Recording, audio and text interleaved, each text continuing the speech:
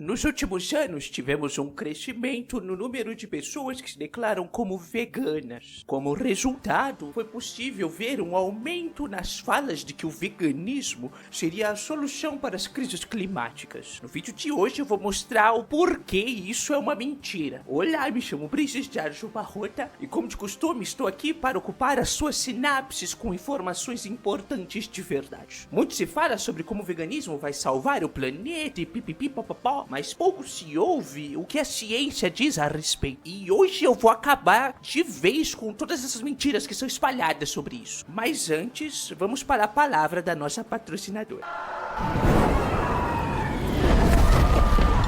Você está cansada de ser uma pessoa miserável com baixa perspectiva de vida por conta da atual emergência climática? E além disso tudo, não consegue um mínimo de paz por estar com seu nome mais sujo que pau de galinheiro? Seus problemas acabaram! Chegou o novo e revolucionário Lucrando com o Fim do Mundo.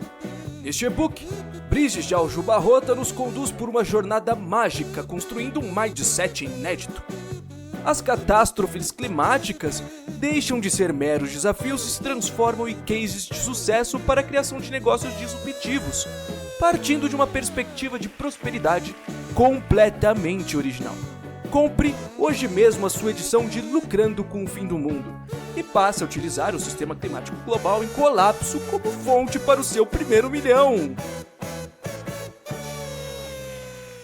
Agora, voltando ao tema do vídeo, não esquece de dar o gostei aí, deixar um comentário bem bonito, se inscrever no canal e essas pataquadas da vida aí. Para entender os motivos que fazem com que o veganismo não seja o salvador do meio ambiente, precisamos, antes de mais nada, entender como se dá a relação entre a produção humana de alimentos e o meio ambiente. Como já trouxe aqui em um vídeo anterior, existem 9 limites planetários que, se ultrapassados, podem e vão mudar a forma como a humanidade existe. No vídeo de hoje vamos dar foco em 2 delas, a extinção em massa de seres vivos e as mudanças climáticas. O que isso tem a ver com a alimentação humana? No caso da extinção dos seres vivos, o atual sistema alimentar globalizado acaba sendo seu principal vetor. Deixando isso mais fácil para você, pessoa de inteligência discreta, eu quero dizer que a forma como a maior parte da humanidade se alimenta hoje é a principal causa do fim da vida de um enorme número de seres vivos. Assim como a sua existência hoje é o resultado da junção de diversos traumas que você cultivou com amor e carinho durante a sua infância, a crise que temos hoje no planeta é resultado entre todas as perturbações entre os diferentes limites planetários. Nesse caso, o sistema alimentar globalizado também afeta diretamente outros setores, como as mudanças climáticas. E isso tudo está diretamente relacionado à indústria da carne. Ah, mas você falou que o veganismo não vai salvar o mundo e agora vai falar mal da indústria da carne? Sim. Agora senta aí e termina de assistir o vídeo. A maior causa das emissões dos gases do efeito estufa segue sendo a queima de combustíveis fósseis. Mas a produção de alimentos está se empenhando muito e já é a segunda nessa corrida lazarenta que quer levar ao fim da existência humana como conhecemos. Entre 2007 e 2016, por exemplo, esse setor foi responsável entre 21 a 37% de toda a emissão de dióxido de carbono equivalente da humanidade. Em termos gerais, isso equivale entre 10,8 e 19,1 gigatoneladas de dióxido de carbono. O sistema alimentar foi um dos principais motores da globalização econômica que se iniciou no século XVI. Quando paramos para analisar as emissões cumulativas que se iniciaram aí, levando em conta todas as florestas desmatadas, podemos considerar as emissões de gases desse setor muito próximas àquelas dos combustíveis fósseis. Para se ter uma noção, se transformássemos o desmatamento tropical em um país, ele seria o terceiro colocado no que diz respeito à emissão de gás carbônico, perdendo só para a China e para os Estados Unidos. Se continuarmos com o desmatamento nas taxas atuais, é quase impossível que consigamos manter o aquecimento do planeta abaixo dos 2 graus Celsius. E como para pobre toda desgraça é pouca, vemos hoje um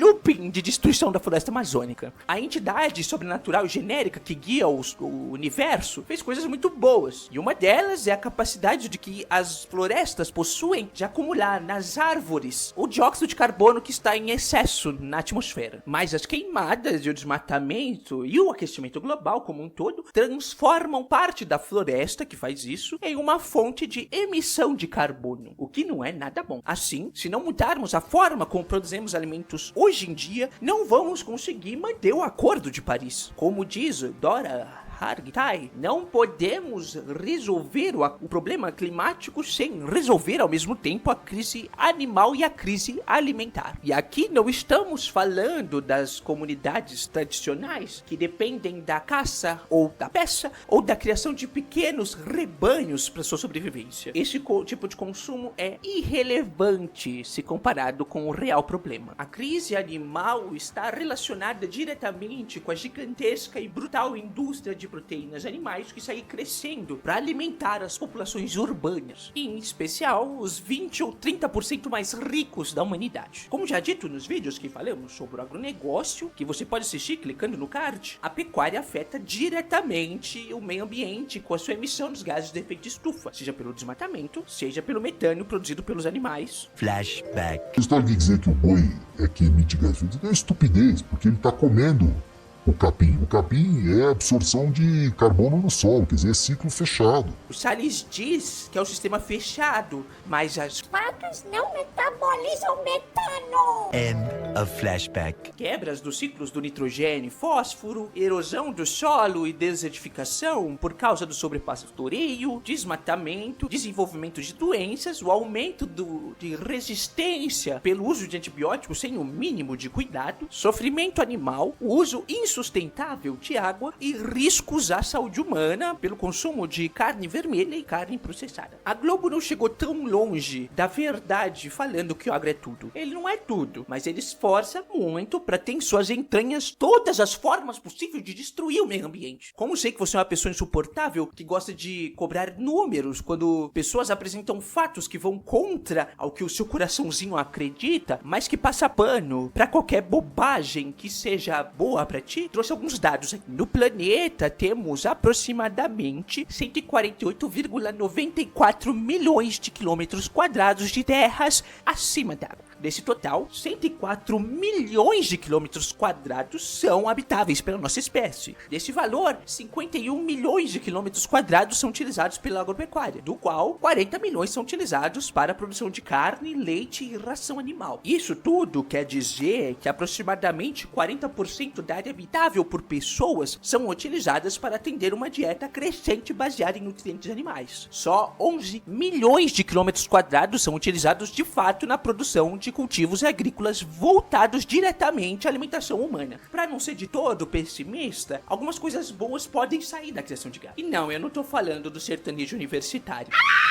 Algumas pesquisas apontam que quando se combina o pastoreio de gado bovino de forma muito bem organizada com culturas de leguminosas, temos até mesmo a regeneração do solo, com a ciclagem acelerada de nutrientes. Só que a agropecuária não é global, não é muito conhecida por ser bem organizada para regenerar os solos. Na verdade, temos o oposto disso. A utilização de solos de pastagem, no seu máximo, chegam até mesmo na desertificação dessas áreas. E mesmo que toda a demanda por alimentos de origem animal se transformasse por um simples passe de mágica em formas mais ecologicamente corretas, ainda teríamos dois pontos que se manteriam inalterados. A escala atual do consumo de carne é, por si só, insustentável. E temos nesse processo o sofrimento animal inaceitável. Desde 1960, a produção de carne quase que quintuplicou, passando de 71 milhões de toneladas em 1961 para 341 milhões de toneladas em 2018. Em 2020, o número de cabeças de rebanho bovino passou dos 218 milhões. Hoje, temos mais bovinos no Brasil do que seres humanos. O consumo de carne por pessoa pulou de 22,9 quilos de carne em 1961 para 42,6 quilos. E como bois não são conhecidos pelo seu excelente uso da fotossíntese para obter energia, com esse aumento também tivemos um aumento na produção da sua ração. Bom, aqui tivemos um salto de 373 milhões de toneladas de matéria seca para 1.186 milhões de toneladas. Hoje, a biomassa dos animais destinados à alimentação humana é quase que o dobro da biomassa humana. E essas duas juntas são 23 vezes maiores que a biomassa dos animais silvestres. Entre 2001 e 2015, 7 commodities agropecuárias substituíram 71,9 mil quilômetros de floresta no mundo. Isso é o mesmo que o dobro da área da Alemanha. Essas 7 ocupam 57% de toda a área de cobertura arbórea perdida nesse período. E delas, o desmatamento para abertura de pastagens representa quase o dobro do desmatamento causado pelas outras 6. Além de ser a maior responsável direta pelo desmatamento, a criação animal também é a maior responsável indireta por ele, já que 80% da soja é convertida em ração animal. Nos outros 20% restantes encontramos produtos comestíveis, não comestíveis e o diesel. Ou seja, já viu aquele papo de que veganos causam muito mal ao meio ambiente porque comem soja? Então, nem se uma pessoa vegana passar a vida inteira comendo só soja, vamos ter o mesmo nível de destruição do meio ambiente causado por alguém que come carne. A vegana pode sim comer a soja, mas a pessoa que come a carne do boi, que tem a sua ração baseada na soja, também come diretamente a soja, já que é quase impossível comer fora da sua casa sem comer algo com esse bendito grão. E eu entendo bem disso, já que eu tenho alergia à soja. Sim, minha vida é uma desgraça. Mas esse não é o ponto aqui. Outro problema surge com a produção de gases do efeito estufa pelo próprio rebanho. A produção de metano é responsável por 81% dos gases do efeito estufa da agropecuária. Destes, 90% saem da metanogênese dos micro-organismos que habitam o sistema digestivo dos ruminantes. As Vacas não metabolizam metano. Quando pegamos a totalidade da emissão de metano pela humanidade, encontramos essa fermentação como responsável por 30% do total, estando no primeiro lugar. Agora é a minha hora de brilhar e deixar a galera carnista da biologia puta. A carne é o mais ineficiente dos alimentos. Se levamos em conta o uso do solo, as emissões de gases de efeito estufa, o uso de água e a quantidade de calorias obtidas por calorias investidas, não faz sentido nenhum continuarmos nos alimentando de carne. Se queremos produzir uma caloria de proteína de soja, milho ou trigo, precisamos de 2 ou 3 calorias de combustíveis fósseis. Agora, se queremos produzir uma caloria de carne bovina, precisamos de uma média de 54 calorias de combustível fóssil. Isso tudo quer dizer que para produzir 1 quilo de carne bovina alimentada com grãos, precisamos de mais de 8 litros de gasolina. Mas um problema grave está na relação direta entre o nosso sistema alimentar atual e o surgimento de pandemias. Não tem muito tempo que saímos da última pandemia e ainda não conseguimos nem mensurar os danos causados por ela. A única certeza que temos hoje é que, se continuarmos assim, vamos aumentar ainda mais as chances de novas pandemias acontecerem. A forma como a agropecuária